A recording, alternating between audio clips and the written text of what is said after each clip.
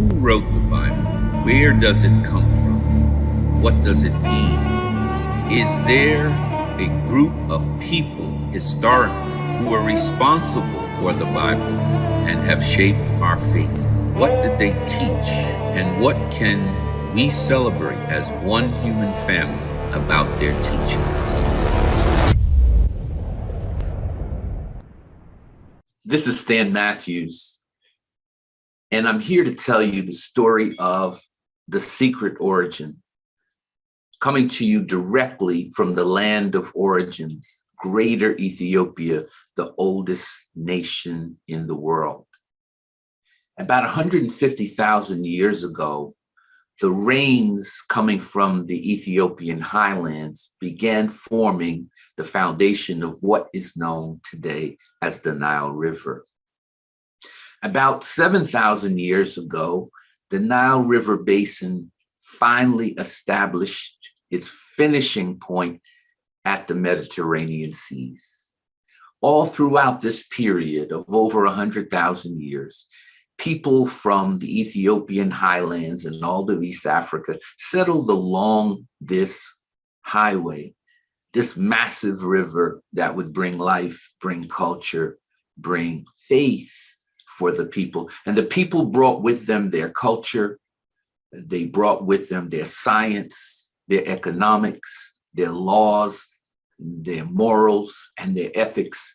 Most importantly, they brought their sacred science. They brought their faith. And so these people established the greatest, most storied civilization known to man. That civilization is the Kemetic civilization, what we now call the Egyptian high classic civilization.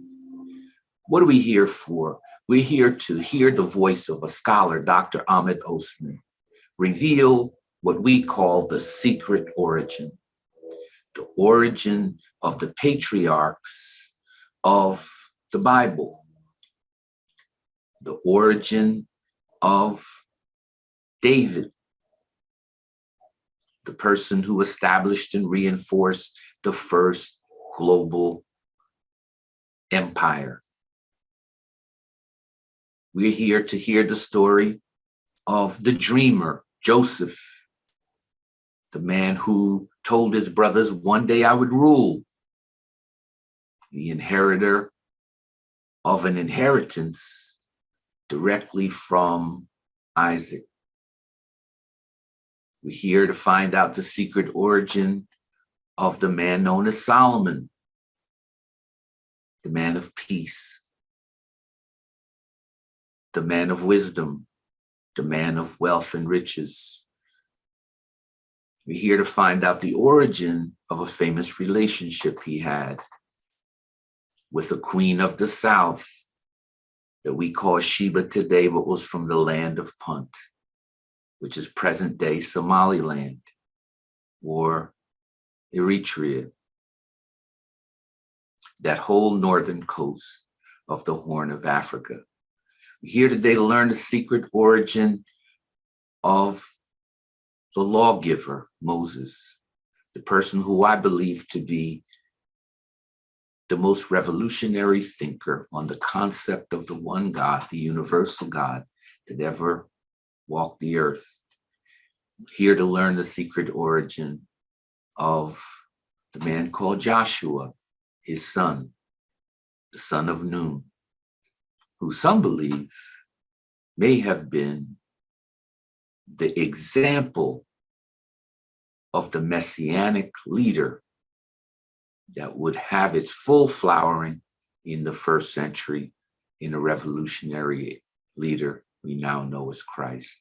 But the role model for the one who would call the people to salvation, stand as a messianic ruler, was Joshua. Dr. Osman's work, The Secret Origin, is a must-have for your library. It's a must-have for everyone's library because it demonstrates that these were historical, real figures And they had an impact on our social lives, our political lives, our economic lives, and our spiritual lives, even today. Get your copy of Secret Origin, but first enjoy what we have prepared for you. Thanks for coming, and enjoy Secret Origin.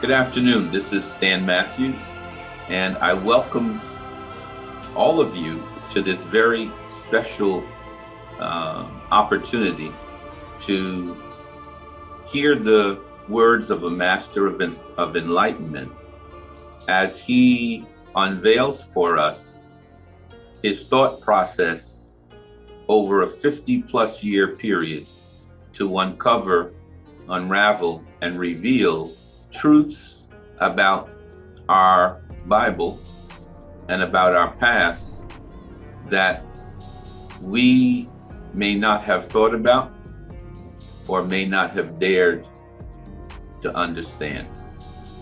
I'm with Egyptologist and scholar Dr. Ahmed Osman, who has groundbreaking work that he wants to share with the world, and that he has shared over 5 centuries. And so we start today by asking him, why was it, Dr. Osman, that you thought that we should look at Egypt again and find, as we look at Egypt, the biblical characters coming to life in the personages of Thutmose III, who you regard to be the David of the Bible, Amenhotep III, who you regard to be Solomon of the Bible, Akhenaten, who you regard to be Moses of the Bible, and Tutankhamun, who you regard to be Joshua, or in some cases, maybe even Jesus. So let's start there. Why this body of work? Why look at Egypt again? You see, the thing, I was born in 1934. By 1947, when the United Nations decided to make 2 states an Israeli state and an Arab state in Palestine, I was 13 years old. My father died when I was young, So I was looking for kind of a spiritual support. So I became a religious, Islamic religious person. And at the time, my teacher at school for religious was Hassan al-Banna, the guy who established a Muslim Brotherhood, hoping to return the Islamic State again in Egypt. You see, when they wanted to stop the establishing of the State of Israel in Palestine, and they said, if you were to go and fight against the Jews, you have one of two options. Either you die as a martyr and go to heaven, or you kill the enemies of God. This Hassan al-Banna was assassinated a year later, and I was free from the school, and I started to think on my own. I wanted to know if what is really the roots between Egypt and Israel? What is the origin? Because the Quran, whom I was brought to read, says that Moses led the Israelites out of Egypt, the same as the Bible. So they were in Egypt. Why are we enemies now? What's the root? So I wanted to know. I read the Bible, I read the Quran, but I wanted to know from history. Now, with archaeology and so on, every single part of Egyptian history has been revealed. So if the stories in the Bible and the Quran were historical, then it should be, we should find evidence of it in the history side, in the archaeology evidence. So I started to stop and go and read, the history of ancient Egypt. I went to London. I studied Egyptian history. I studied Egyptian language. I studied the Bible, and I wanted to find the evidence. Now, the cornerstone of the story is the exodus of the Israelites under Moses from Egypt.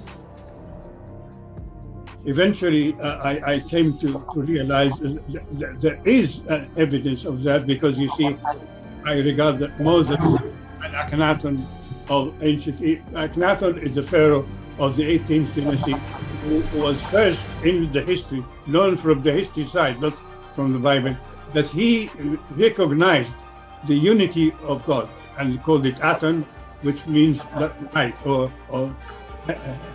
energy of light. He called it Aton, one God for the first time.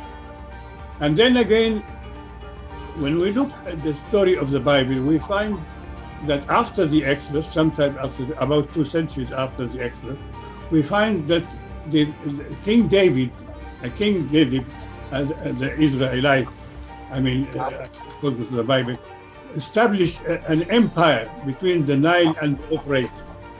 When we look at the evidence of archaeology, including the Israeli archaeology, they found no evidence that the empire was established by David during the time of the 10th century BC. No evidence whatsoever.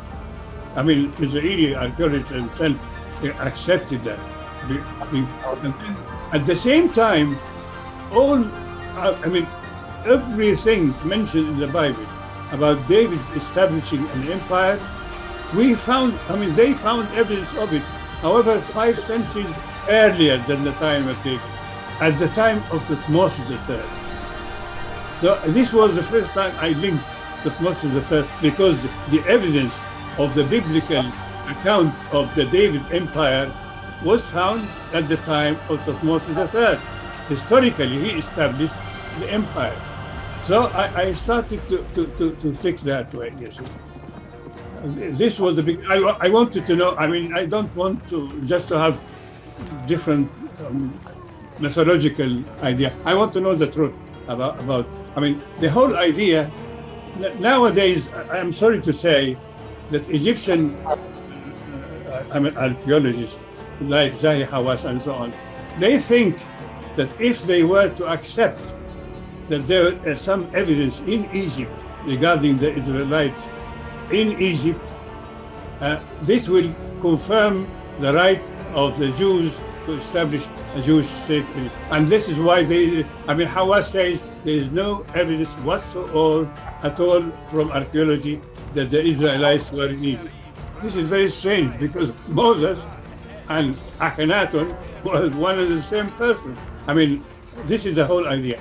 I don't look, started as a fanatic Muslim, but now I see things differently because I rely on facts of history and archaeology, not in the mythology. Sounds like science to me. Now, as we begin this revelation work,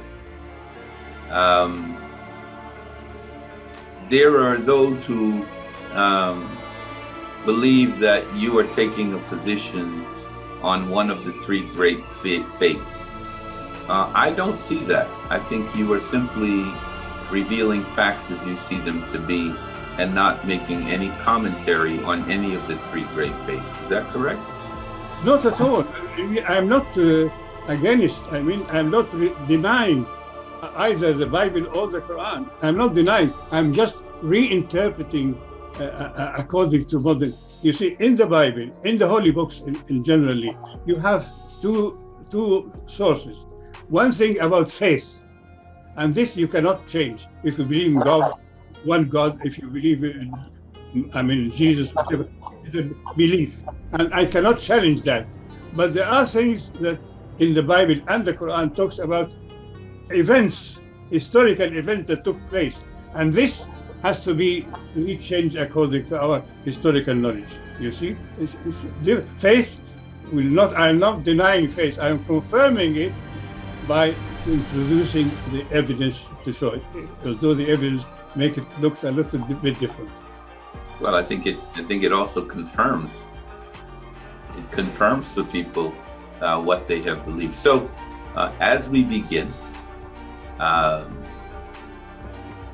get comfortable, relax, get a cup of tea or a cup of coffee, and enjoy a look at Egypt reinterpreted through the eyes of Dr. Ahmed Osman. In our memories, in our stories, and in our history, as many ways as there are to say it, there have always been among us the keepers of our legacy. What if you discovered that the same people who are living in the projects are the very same people that built the pyramids? Infringement, appropriation, and the superimposition of foreign cultural images have conspired throughout history to deny the inheritance of our African ancestry. The reconciliation of truth, belief, and verifiable historical facts can lead to a greater revelation and understanding in today's world, where information can be researched by anyone with access to the internet. We are in the age of knowing. In the search for truth, we acknowledge a willingness to challenge our beliefs and utilize archaeological evidence from trusted, peer-reviewed, and reliable sources to confirm what becomes a new knowledge and understanding of the past. Breaking free from mythology and dogma to chart a new future. This is the seed of enlightenment. Seeds are the origin of every living thing, including human civilization. Together we will explore the first global empire and the seeds it has sown for the religious, governmental, economic, military, education, and social power dynamics in the world today. Groundbreaking, controversial, and radical in its departure from traditional historic narratives of pre-modern Egypt, the work of historian and scholar Ahmed Osman re-examines and compares archaeological timelines with biblical texts to draw those stunning and irrefutable conclusions. Fascinating in its scope and transformational in the implications of his perspective, Ahmed Osman reveals the identity of fundamental icons of the Old Testament, and funny enough, they are not quite who we thought they were. About 3,660 years ago, Egypt faced an invasion by Bedouin tribes coming from the Sinai. These invaders were known as the Hyksos. They were eventually able to control Lower Egypt. After 100 years, Seqenenre Tao, who ruled over Thebes in Upper Egypt, launched a war to liberate the country from Hyksos rule. When Seqenenre was killed in the war, his son Ahmose was able to defeat the Hyksos and establish the 18th dynasty that ruled Egypt. Ahmed Osman believes this to be the origin of the Messianic royal bloodline for the similarity between the Tao dynasty and the kings of the Bible. Ahmose's son, Amenhotep I, who succeeded him, chased the Hyksos rulers out of Egypt into Canaan. He was succeeded by Thutmose I, Seqenenre's grandson, who marched north across the Levant and conquered all the land between Egypt and the Euphrates River in northern Syria. Following the death of Thutmose I, he was succeeded by Thutmose II, who, being the son of a concubine, had to marry Hatshepsut, Thutmose I's daughter, to gain a right to the throne. However, when Thutmose II desired to appoint his young son, Thutmose III, as his successor, Hatshepsut, his wife, refused to let him marry her daughter, the heiress, Neferude. For the custom in ancient Egypt provided that whoever married the heiress, the eldest daughter of the last pharaoh, had the right to succeed him on the throne. For this reason, princes had to marry their sisters. That was the reason that allowed the descendants of Seqenenre Tao through the female line to rule Egypt almost until the end of the 18th dynasty. Unable to appoint his son to be his successor, Thutmose II decided to appeal to the god Amun to adopt Thutmose III as his son in order to give him the right to succeed him without marrying his half-sister, the heiress.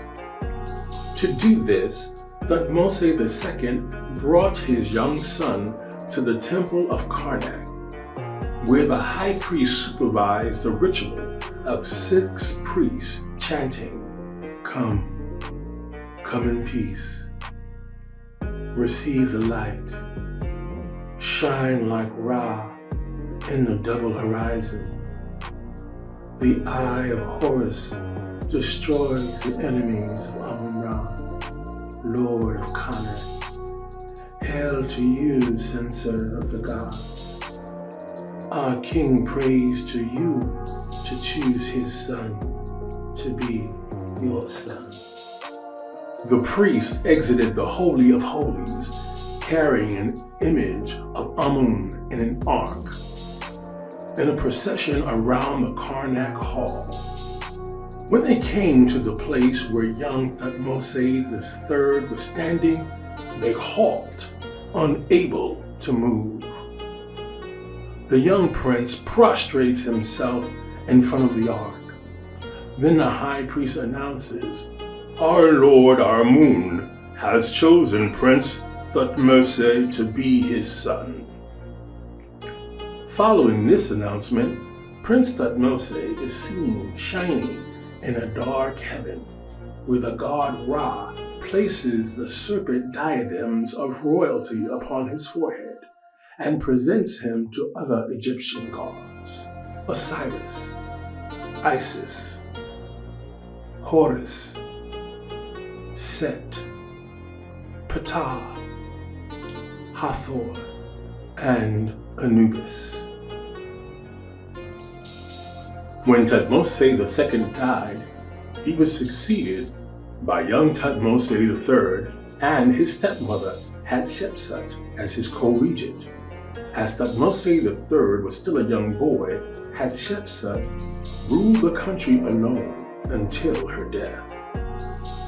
Rebellions in the Levant roiled as once subservient kings threatened to attack Egypt, refusing to acknowledge the authority of the young pharaoh. Unwilling to negotiate, Thutmose III, at the head of his army, went first by boats to the border military city of Zawar in northern Sinai. The next morning, priests carrying the Ark of Amun led the way as they marched the military road to Canaan, followed by Thutmose III, his army generals, and infantry. When they arrived at the city of Gaza, they rested for the night and celebrated the god Amun-Ra. The following morning, they marched north by the sea towards central Canaan. When Thutmose and his army arrived at the small town of Yehem, south of a mountain ridge near Har Megiddo, they decided to camp there.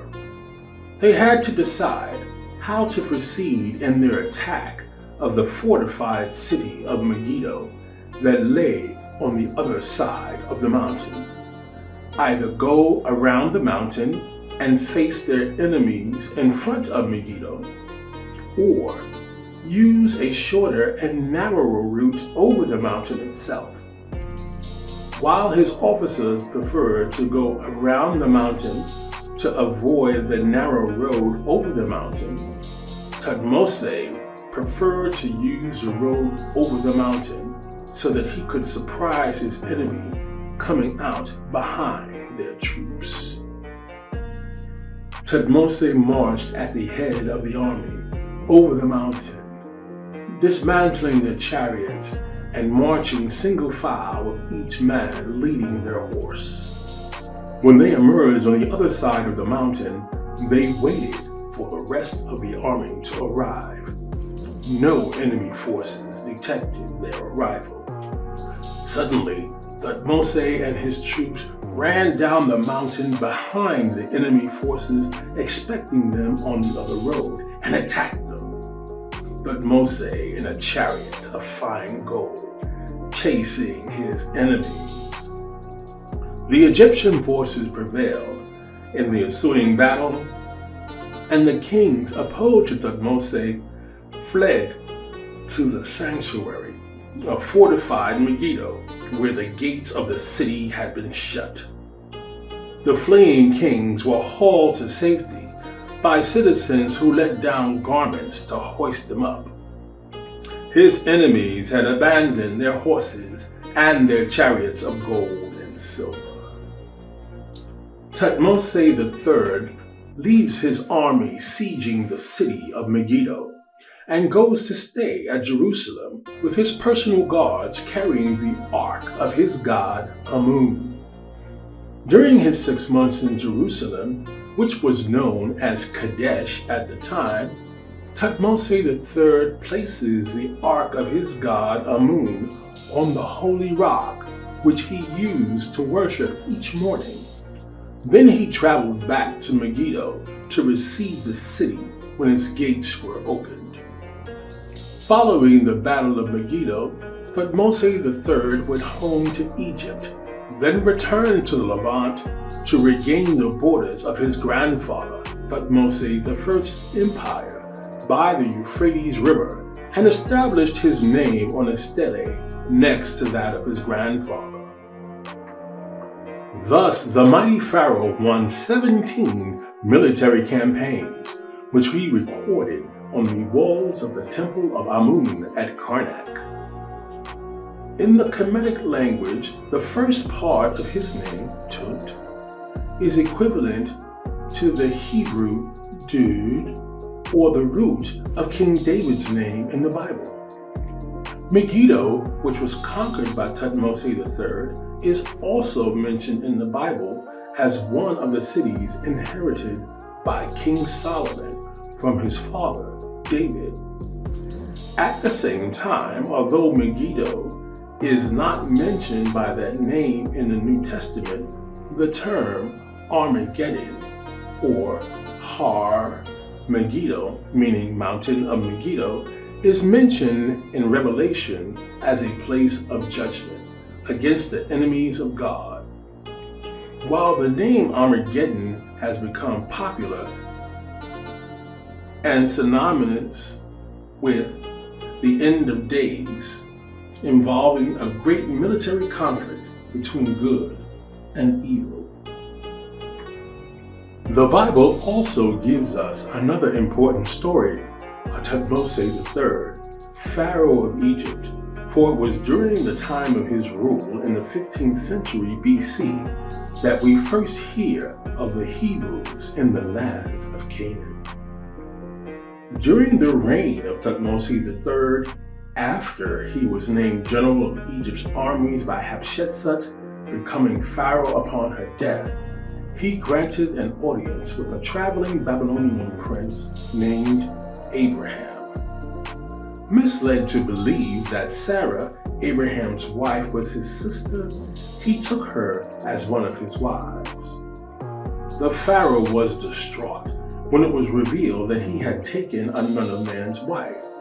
According to the Book of the Dead, originally called the Coming Forth by Day unto Night, such an action could deny him a chance at immortality in the afterlife. He essentially bought off Abraham with gold, servants, and resources, including a wet nurse, Hagar, to care for a pregnant Sarah. Where history and biblical metaphors and mythologies merge is that archaeologists can only find and corroborate the victories of Thutmose III at Har Megiddo, and there is no trace of any battles at all attributable to David. Thutmose had slept with another man's wife, and she bore his child. Similarly, David slept with Bathsheba, also another man's wife, and she bore his child. After Saul died, newly crowned David, it is said, went to war to recover territories to the east. What previous land claims did David have anywhere? Most importantly, history reveals that it was Thutmose III that brought the ark of his god Amun to Kadesh, built a mountaintop shrine to worship his god in a place that came to be known as the City of God, or Zion.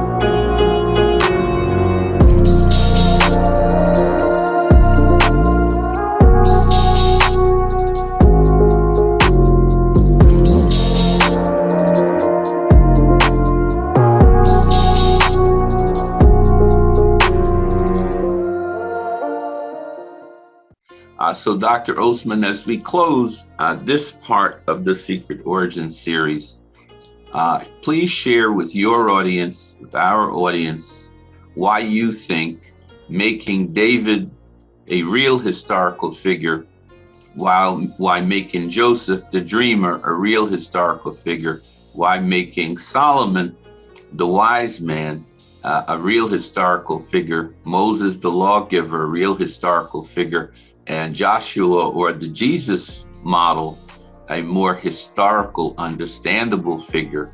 How would that promote greater fellowship and understanding in this world of war, misunderstanding, and in many cases, falsehood?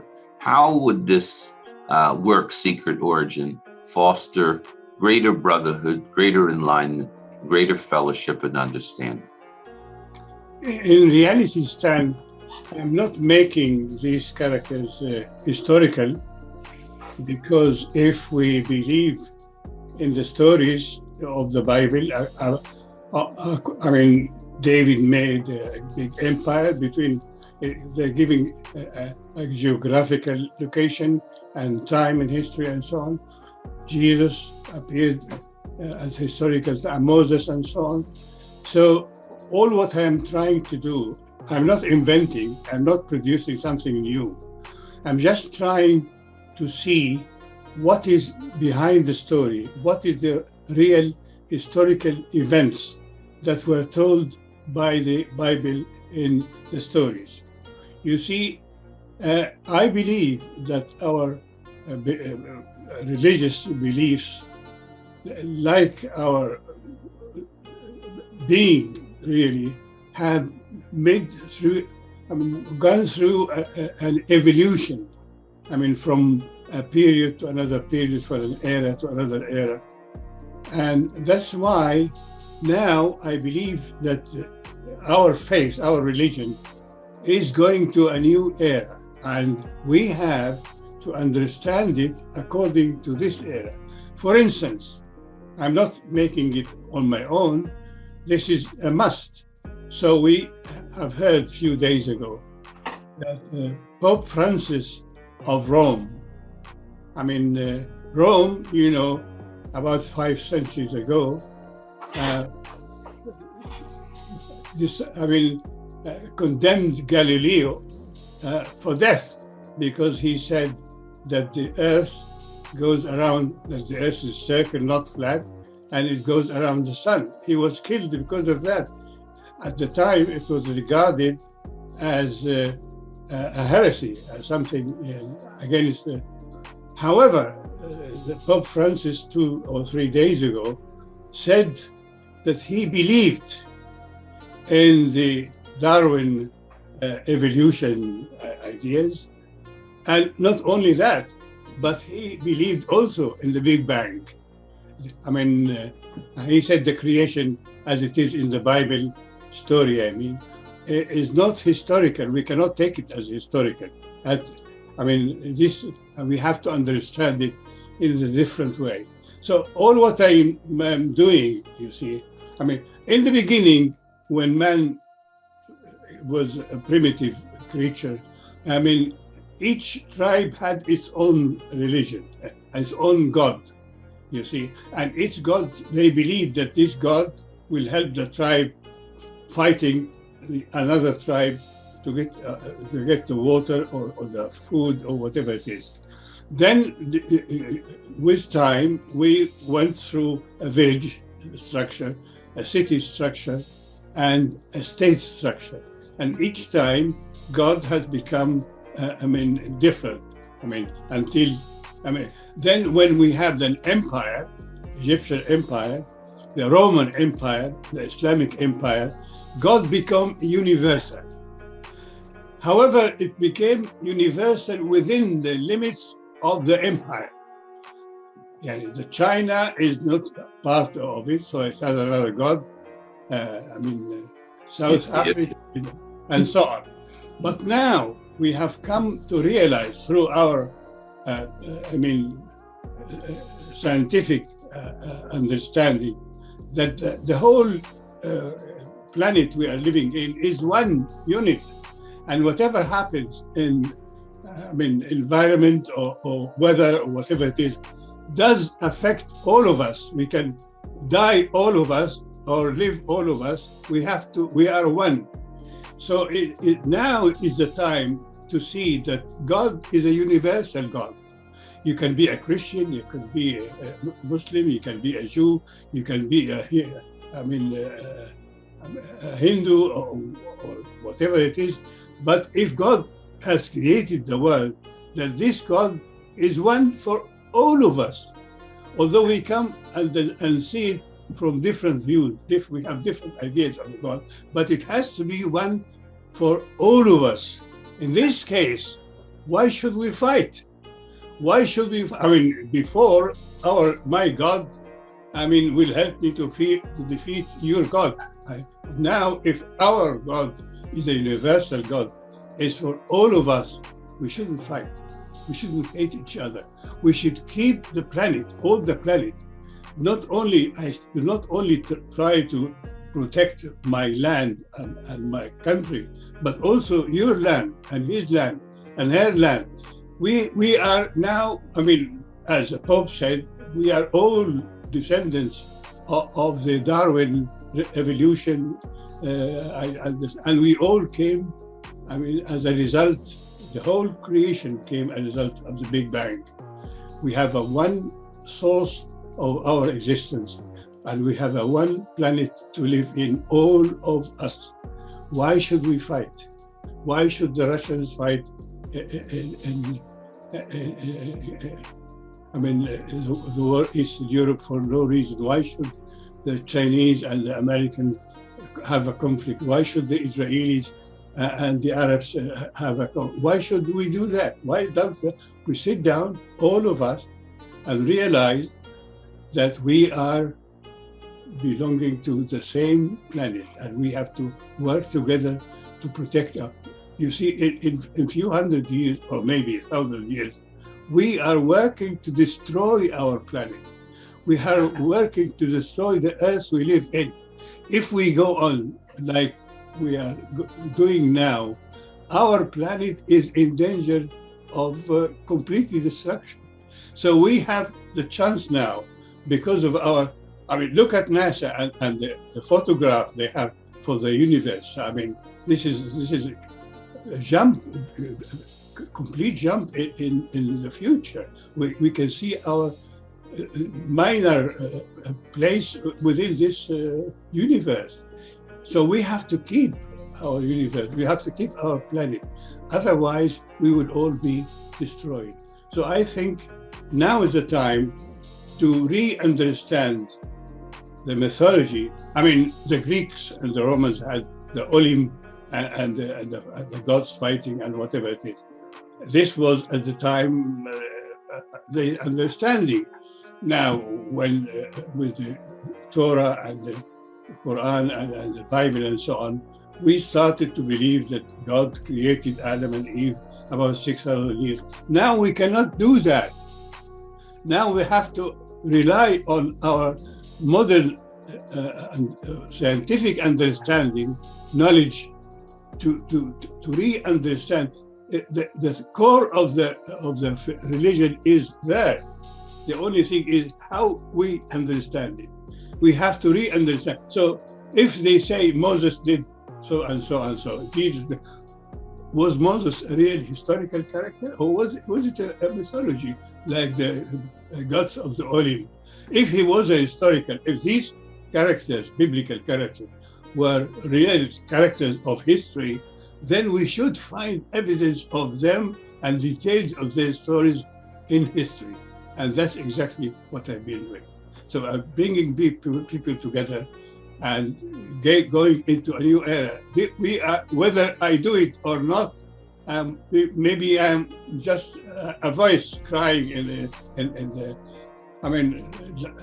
But at the end of the day, when the Pope Francis of Rome says that this is a great step to the future, I'm just telling you what is happening now according to our modern scientific understanding. Well, we thank you for more than 50 years of work in this area of trying to further the cause of fellowship, brotherhood, and peace by making historical events more real, to give us a greater understanding of some of the events that we've been told about in sacred science and the holy books, you know, the Indian Bhagavad Gita, the Islamic Quran, the Christian Bible, the Jewish Torah. These are filled with stories, and if you can help us to make these stories more real, and look at the historical events in them and see if we can make the events more real and the characters more real. It doesn't change the stories. It just gives us a deeper insight into them. And so we thank you for this work.